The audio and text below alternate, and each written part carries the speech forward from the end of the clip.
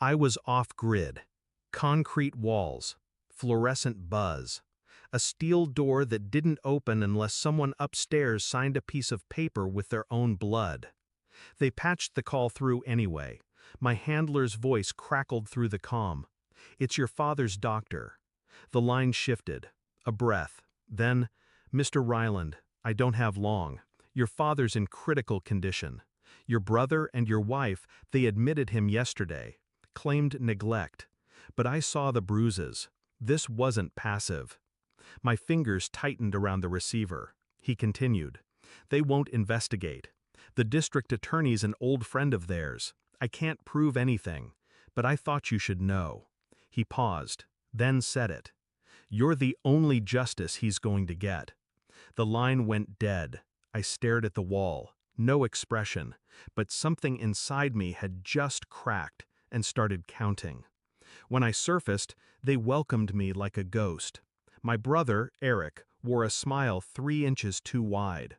My wife, Anna, didn't flinch, just adjusted her necklace and said, "He doesn't remember much."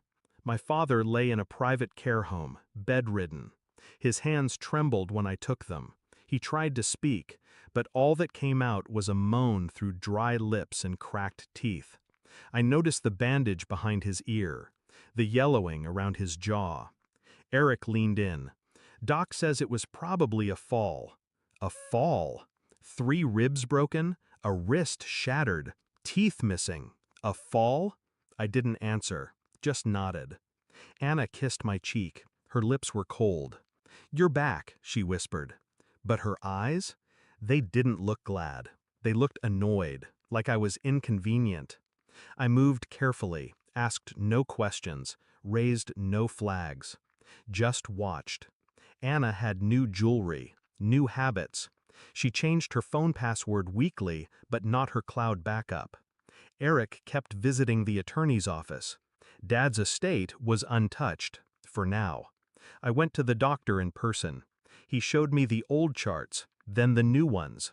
Sedatives, restraints, a pattern of worsening injuries masked with vague explanations.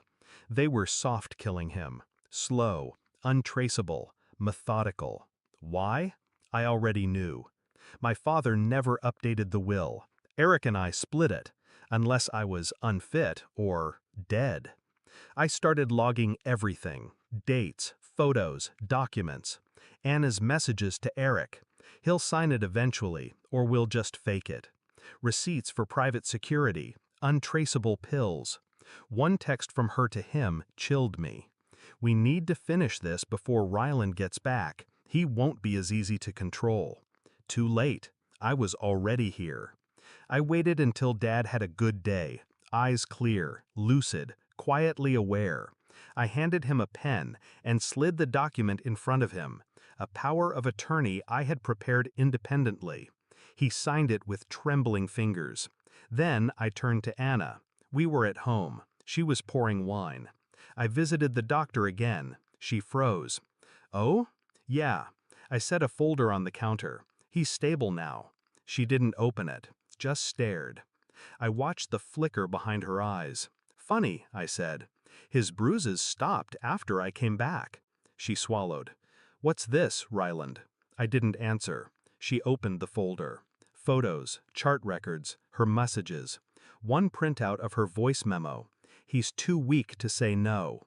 She didn't cry, didn't scream, just went very still and very pale.